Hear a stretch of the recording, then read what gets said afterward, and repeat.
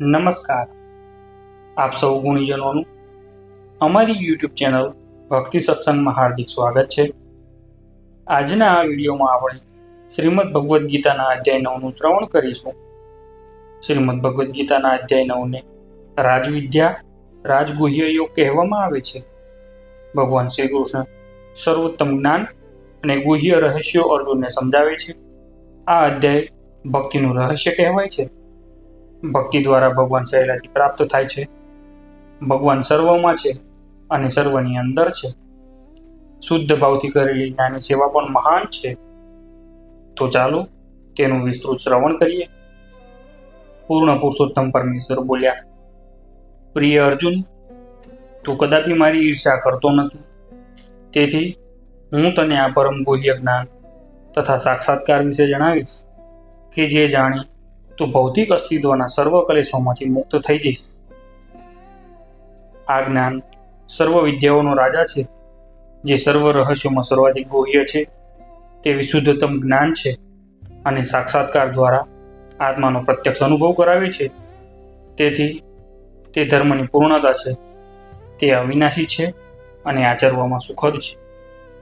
હે શત્રુ વિજેતા, જે મનુષ્યો ભક્તિમાં શ્રદ્ધા ધરાવતા નથી તેઓ મને પ્રાપ્ત કરી શકતા નથી. તેથી તેઓ આ ભૌતિક જગતમાં જન્મ મરણના માર્ગે પાછા આવે છે. આ સમગ્ર જગત મારા વડે મારું અવ્યક્ત રૂપમાં વ્યાપ્ત છે. સર્વ જીવો મારામાં છે, પરંતુ હું તેમનામાં નથી. તેમ છતાં મારા વડે ઉત્પન્ન બધી વસ્તુઓ મારામાં સ્થિત રહેતી નથી. મારા યોગ ઐશ્વર્યને તો જો કે હું સર્વ જીવોનું પાલન કરતા છું અને સર્વ વ્યાપ્ત છું, છતાં હું આ જગતનો અંશ નથી, કારણ કે હું જ તો સર્જનનો મૂળ સ્ત્રોત છું.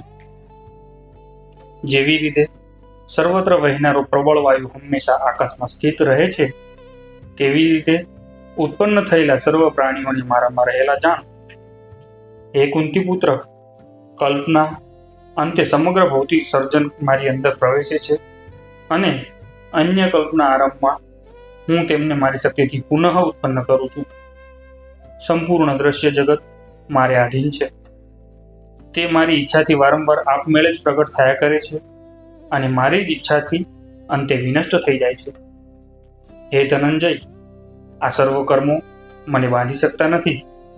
હું જાણે કે ઉદાસીન રહેલો હોઉં તેમાં સર્વ ભૌતિક કર્મોથી સદૈવ વિરક્ત રહું છું.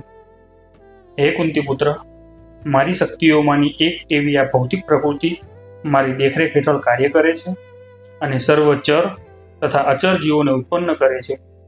તેના શાસન હેઠળ આ જગત વારંવાર સર્જાય છે અને વિનષ્ટ થાય છે. હું જ્યારે મનુષ્ય રૂપે અવતરું છું ત્યારે મૂર્ખ લોકો મારો ઉપહાસ કરે છે. તેઓ સચરાચરના સર્વોપરી સ્વામી તરીકેની મારી દિવ્ય પ્રકૃતિને જાણતા નથી. જે લોકો આવી રીતે મોહગ્રસ્ત થયેલા છે તેઓ આસુરી તથા નાસ્તિક વિચારો પ્રત્યે આકર્ષાય છે. આ મોહગ્રહ અવસ્થામાં હું તેમની મુક્તિ માટેની આશા, તેમના સકામ કર્મો અને તેમનું જ્ઞાન સંવર્ધન એ બધા જ વ્યર્થ થઈ જાય છે. હે પાર્થ, મોહગ્રસ્ત નહીં થયેલા મહાત્મા પુરુષો દૈવી પ્રકૃતિના રક્ષણ હેઠળ હોય છે. તેઓ સંપૂર્ણપણે ભક્તિમય સેવામાં નિમગ્ન રહે છે, કારણ કે તેઓ મને જ આદિ તથા અવિનાશી પૂર્ણ પુરુષોત્તમ તરીકે જાણે છે. તે મહાત્માઓ મારા મહિમાનું નિત્ય કીર્તન કરતા, દ્રઢ સંકલ્પપૂર્વક પ્રયાસ કરતા, મને નમસ્કાર કરતા, ભક્તિ ભાવે નિરંતર મને ભજે છે. જે અન્ય મનુષ્યો જ્ઞાન સંવર્ધન દ્વારા યજ્ઞમાં પરોવેલા રહે છે તેઓ પરમેશ્વરના એકમેવ અદ્વિતીય રૂપે અનેક રૂપો ધરાવનારા તરીકે મને વિરાટ રૂપે ભજી છે. પરંતુ હું જ કર્મકાંડ, હું જ યજ્ઞ, પિતૃતર્પણ, ઔષધિ તેમજ દિવ્ય મંત્રઘોષ છું. હું જ ઘી, અગ્નિ અને આહુતિ છું. હું આ બ્રહ્માંડનો પિતા, માતા, આશ્રયદાતા તથા પિતામહ છું. હું જ્ઞાનનો વિષય, વિશુદ્ધિ કરતા તથા ઓમકાર છું. હું ઋગ્વેદ, સામવેદ તથા યજુર્વેદ પણ છું.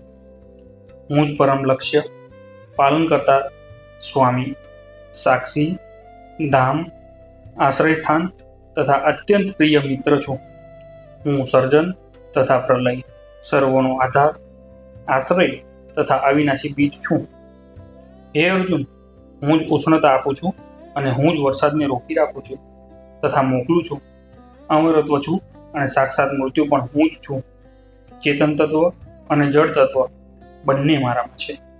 જે મનુષ્યો વેદાધ્યયન કરે છે તથા સોમરસનું પાન કરે છે, તેઓ સ્વર્ગ પ્રાપ્તિ માટે પ્રયત્ન કરીને પરોક્ષ રીતે મારી પૂજા કરે છે. તેઓ પાપ કર્મોમાંથી મુક્ત થઈને પુણ્યમય સ્વર્ગીય લોકમાં જન્મ લે છે, જ્યાં તેઓ દેવ જેવો અનુભવ અને આનંદ ભોગવે છે.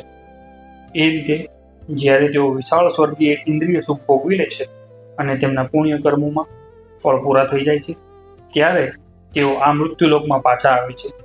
એ રીતે જે મનુષ્યો 3 વેદોના સિદ્ધાંતોમાં દ્રઢ રહીને ઇન્દ્રિય સુખ પામવા પ્રયત્ન કરે છે, તેઓ નિરંતર જન્મ તથા મૃત્યુને પ્રાપ્ત કરતા રહે છે.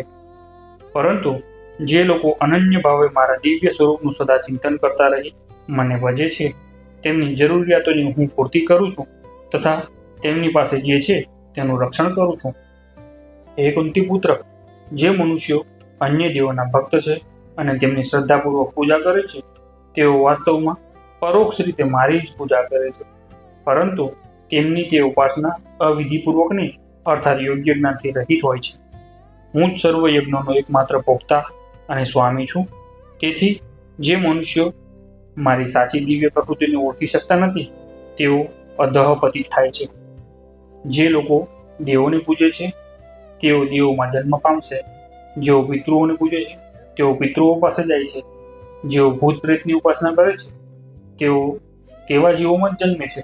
પરંતુ જેઓ મને ભજે છે, તેઓ મારી સાથે જ નિવાસ કરે છે. જો કોઈ મનુષ્ય પ્રેમ તથા ભક્તિપૂર્વક મને પર્ણ, ફૂલ, ફળ કે જળ અર્પણ કરે છે, તો હું તેનો સ્વીકાર કરું છું. હે કુંતી પુત્ર, તું જે કંઈ કરે છે, જે કંઈ ખાય છે, જે કંઈ અર્પિત કરે છે અથવા દાન આપે છે અને જે તપસ્યા કરે છે, તે સર્વ મને સમર્પણ કર. એ રીતે તું કર્મના બંધનમાંથી તથા તેના શુભ તથા અશુભ ફળોમાંથી મુક્ત થઈ શકીશ. આ સંન્યાસ યોગમાં પોતાના મનને સ્થિર કરીને તું મુક્તિ પામીશ અને મને શરણાગત થઈશ. હું ન તો કોઈનો દ્વેષ કરું છું કે ન તો કોઈનો પક્ષપાત કરું છું. હું સર્વ પ્રત્યે સંભાવયુક્ત છું. પરંતુ જે મનુષ્ય ભક્તિભાવે મારી સેવા કરે છે, તે મારો મિત્ર છે, મારામાં અવસ્થિત હોય છે અને હું પણ તેનો મિત્ર છું.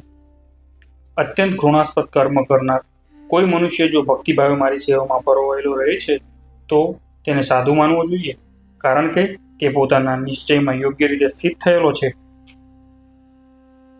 તે તરત જ ધર્માત્મા બની જાય છે અને સ્થાયી શાંતિ પ્રાપ્ત કરે છે. હે કુંતી પુત્ર, નિર્ભય થઈને ઘોષણા કર કે મારા ભક્તનો કદાપી વિનાશ થતો નથી.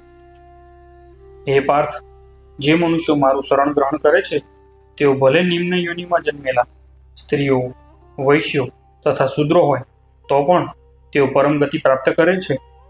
તો પછી ધર્માત્મા બ્રાહ્મણો, ભક્તો તથા રાજર્ષિઓ વિશે કહેવાનું શું હોઈ શકે? માટે આ ક્ષણિક દુઃખમય જગતમાં જન્મીને મારી પ્રેમમય સેવામાં પોતાને પરોવી દો. તારા મનને મારા નિત્ય ચિંતનમાં પરોવી દે. મારો ભક્ત થા, મને નમસ્કાર કર અને મારી જ પૂજા કર. એ રીતે મારામાં સંપૂર્ણ રીતે તન્મય થઈને તું નક્કી મને પ્રાપ્ત કરીશ. આ પ્રમાણે શ્રીમદ ભગવદ્ ગીતાનો અધ્યાય 9 રાજવિદ્યા રાજગુહ્ય યોગ અહીં સમાપ્ત થાય છે. ગુણીજનો, જો તમને આ વિડીયો પસંદ આવ્યો હોય તો વિડીયોને લાઈક અને શેર કરજો તથા કોમેન્ટમાં જય શ્રી કૃષ્ણ લખવાનું ભૂલતા નહીં. તેમજ આવા વિડીયો જોવા તથા સાંભળવા માટે અમારી યુટ્યુબ ચેનલ ભક્તિ સત્સંગને સબસ્ક્રાઇબ કરવાનું ભૂલતા નહીં. આપણે ફરી મળીશું શ્રીમદ ભગવદ્ ગીતાના નવા અધ્યાય સાથે. જય શ્રી કૃષ્ણ, જય માતાજી.